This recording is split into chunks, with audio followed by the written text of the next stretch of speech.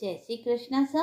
आप सभी का आपके अपने चैनल आरजे भक्ति जोन पर स्वागत है। आइए जानते हैं गुप्त नवरात्रि की 8वीं महाविद्या माँ बगलामुखी की कथा व उनकी पूजा का महत्व। माँ बगलामुखी को 10 महाविद्याओं में से एक महाविद्या माना जाता है। इसके साथ ही बगलामुखी देवी के 108 नाम हैं और उन्हें पीताम्बरी माता के नाम से भी जाना जाता है।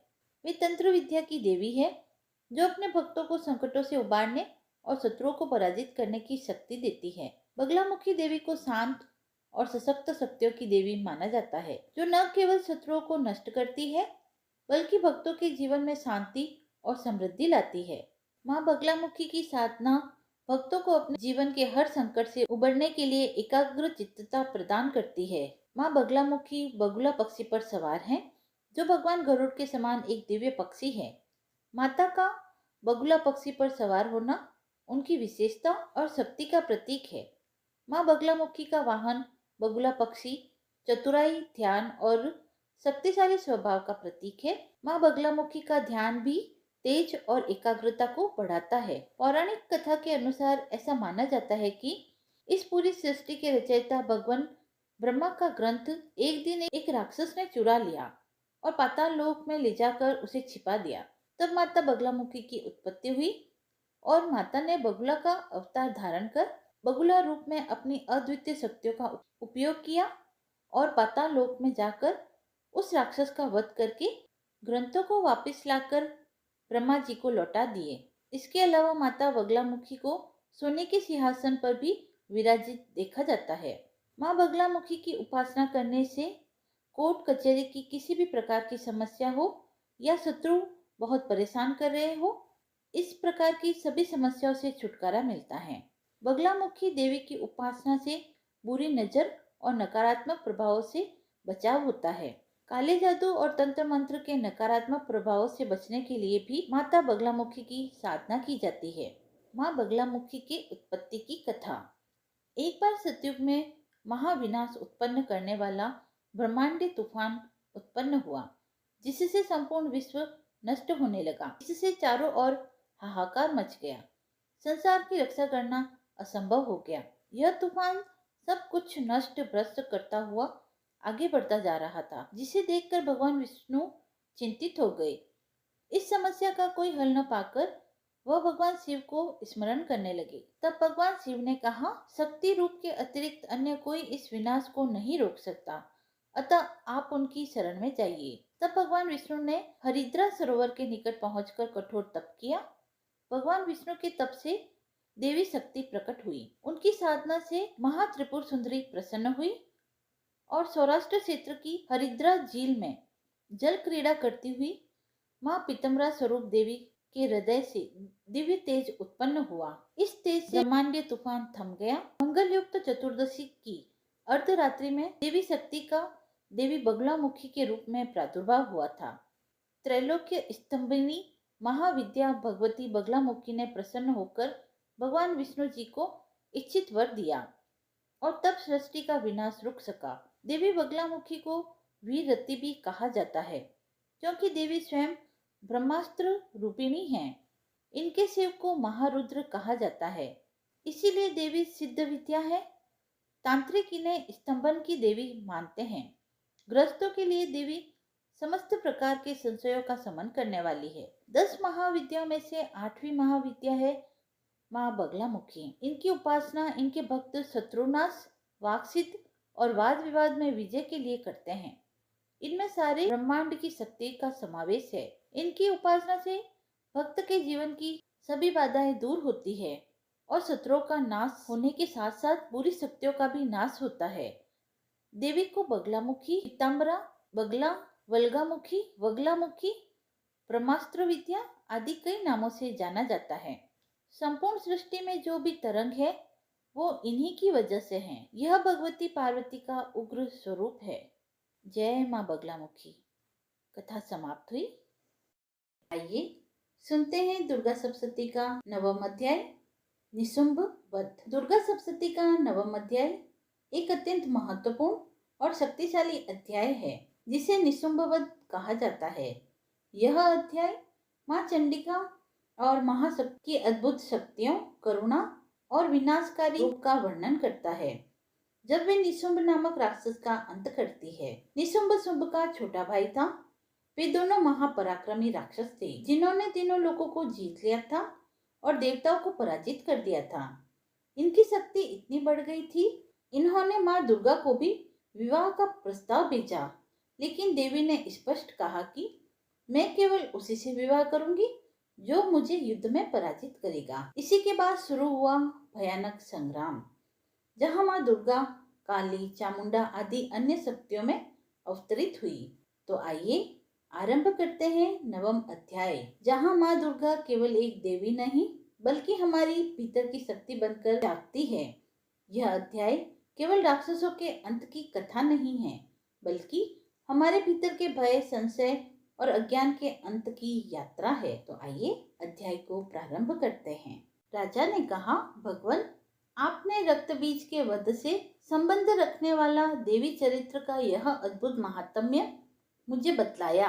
अब रक्त बीज के मारे जाने पर अत्यंत क्रोध से भरे हुए शुंभ और निशुंभ ने जो कर्म किया उसे मैं सुनना चाहता हूँ। ऋषि कहते हैं, राजन, युद्ध में रक्त बीज तथा अन्य दैत्यों के मारे जाने पर शुंभ और निशुंभ के क्रोध की सीमा न रही। अपनी विशाल सेना इस प्रकार मारी जाती देख निशुंभ अमर्ष में भरकर देवी की ओर दौड़ा। उसके साथ असुरों की प्रधान सेना थी। उसके आगे पीछे तथा पार्श्व भाग में बड़े बड़े असुर थे जो क्रोध से होड़ चबाते हुए देवी को मार डालने के लिए उद्यत थे। महापराक्रमी शुंभ भी अपनी सेना के साथ मात्र गणों से युद्ध करके क्रोधवश चंडिका को मारने के लिए आ पहुंचा। तब देवी के साथ शुंभ और निशुंभ का घोर संग्राम छिड़ गया। वे दोनों दैत्य मेघों की भांति बाणों की भयंकर वृष्टि करने लगे। उन दोनों के चलाए हुए बाणों को चंडिका ने अपने बाणों के समूह से तुरंत काट डाला और सहस्त्र समूहों की वर्षा करके उन दोनों दैत्यपतियों के अंगों में भी चोट पहुंचाई। निशुंभ ने तीखी तलवार और चमकती हुई ढाल लेकर देवी के श्रेष्ठ वाहन सिंह के मस्तक पर प्रहार किया। अपने वाहन को चोट पहुंचने पर देवी ने शुरप नामक बाण से निशुंभ की श्रेष्ठ तलवार तुरंत ही काट डाली और उसकी ढाल को भी, जिसमें 8 चांद जड़े थे, खंड खंड कर दिया। ढाल और तलवार के कट जाने पर उस असुर ने शक्ति चलाई, किंतु सामने आने पर देवी ने चक्र से उसके 2 टुकड़े कर डाले। अब तो निशुंभ क्रोध से जल उठा और उस दानव ने देवी को मारने के लिए शूल उठाया, किंतु देवी ने समीप आने पर उसे भी मुक्के से मारकर चूर्ण कर दिया। तब उसने गदा घुमाकर चंडी के ऊपर चलाई, परंतु वह भी देवी के त्रिशूल से कटकर भस्म हो गई। तदंतर दैत्यराज निशुंभ को फरसा हाथ में लेकर आते देख देवी ने बाण समूहों से घायल कर उसे धरती पर सुला दिया। उस भयंकर पराक्रमी भाई निशुंभ के धराशायी हो जाने पर शुंभ को बड़ा क्रोध हुआ और अंबिका का वध करने के लिए वह आगे बढ़ा। रथ पर बैठे बैठे ही उत्तम आयुधों से सुशोभित अपनी बड़ी बड़ी 8 अनुपम भुजाओं से समूचे आकाश को ढककर वह अद्भुत शोभा पाने लगा। उसे आते देख देवी ने शंख बजाया और धनुष की प्रत्यंचा का भी अत्यंत दुस्सह शब्द किया। साथ ही अपने घंटे के शब्द से, जो समस्त दैत्य सैनिकों का तेज नष्ट करने वाला था, संपूर्ण दिशाओं को व्याप्त कर दिया।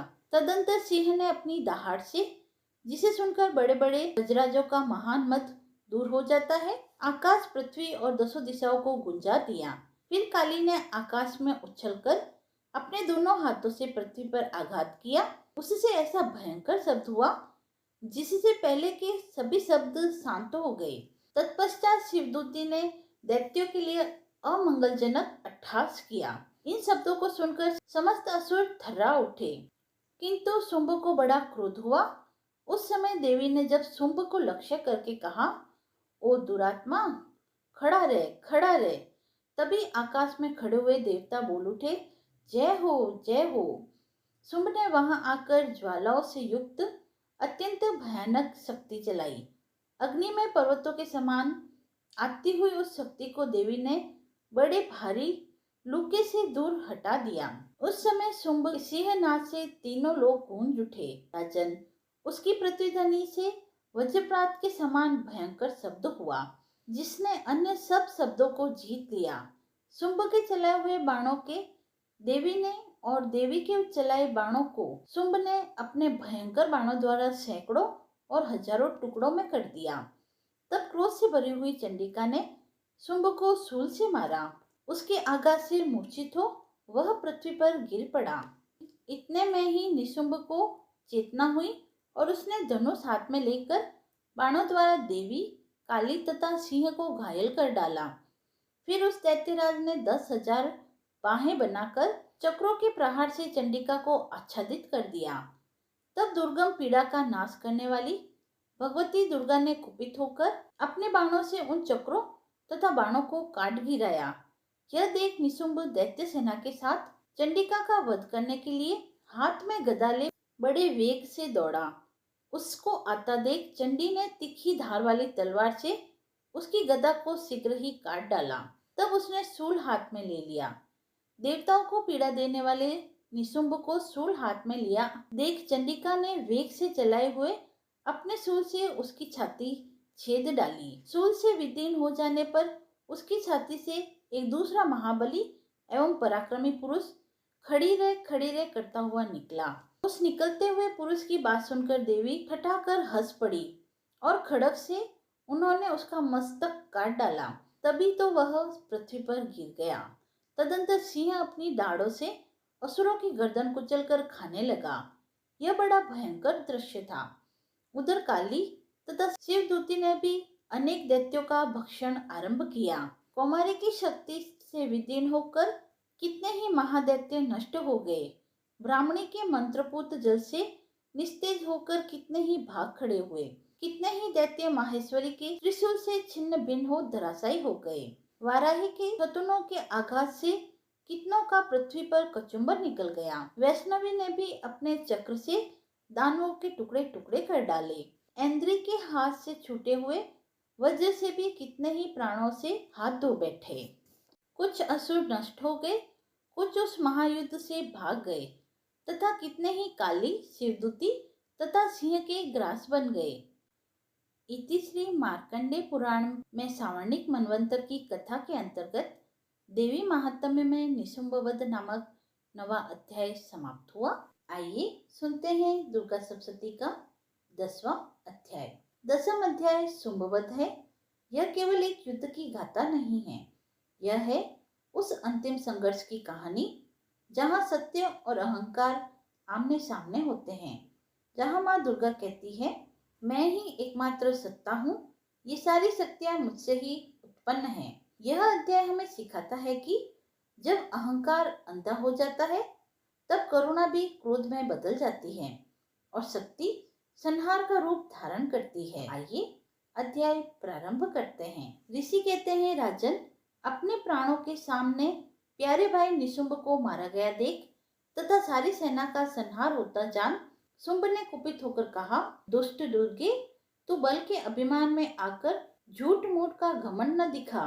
तू बड़ी मानिनी बनी हुई है, किंतु दूसरी स्त्रियों के बल का सहारा लेकर लड़ती है। देवी बोली, ओ दुष्ट, मैं अकेली ही हूँ। इस संसार में मेरे सिवा दूसरी कौन है? देख, ये मेरी ही विभूतियां हैं, अतः मुझ में ही प्रवेश कर रही है। तदंतर ब्राह्मणी आदि समस्त देवियां अंबिका देवी के शरीर में लीन हो गई। उस समय केवल अंबिका देवी ही रह गई। देवी बोली, मैं अपनी ऐश्वर्य शक्ति से अनेक रूपों में यहाँ उपस्थित हुई थी, उन सब रूपों को मैंने समेट लिया। अब अकेले ही युद्ध में खड़ी हूँ, तुम भी स्थिर हो जाओ। ऋषि कहते हैं, तदंतर देवी और शुंभ दोनों में सब देवताओं तथा दानवों के देखते देखते भयंकर युद्ध छिड़ गया। बाणों की वर्षा तथा तीखे शस्त्रों तथा दारुण अस्त्रों के प्रहार के कारण उन दोनों का युद्ध सब लोगों के लिए बड़ा भयंकर प्रतीत हुआ। उस समय अंबिका देवी ने जो सैकड़ों दिव्य अस्त्र छोड़े, उन्हें दैत्यराज शुंभ ने उसके निवारक अस्त्रों द्वारा काट डाला। इसी प्रकार शुंभ ने भी जो दिव्य अस्त्र चलाए, उन्हें परमेश्वरी ने भयंकर हुंकार शब्द के उच्चारण आदि द्वारा खिलवाड़ में ही नष्ट कर डाला। तब उन असुरों ने सैकड़ों बाणों से देवी को आच्छादित कर दिया। यह देख क्रोध से भरी हुई उन देवी ने भी बाण मारकर उसका धनुष काट डाला। धनुष कट जाने पर फिर दैत्यराज ने शक्ति हाथ में ली, किंतु देवी ने चक्र से उसके हाथ की शक्ति भी काट डाली। तत्पश्चात दैत्यों के स्वामी शुंभ ने 100 चांद वाली चमकती हुई ढाल और तलवार हाथ में ले उस समय देवी पर धावा बोला। उसको आता देख चंडिका ने अपने धनुष से छोड़े हुए तीखे बाणों द्वारा उसकी सूर्य किरणों के समान उज्जवल ढाल और तलवार को तुरंत काट डाला। फिर उस दैत्य के घोड़े सारथी मारे गए। धनुष तो पहले ही कट चुका था। अब उसने अंबिका को मारने के लिए उद्यत हो भयंकर मुदगर हाथ में लिया।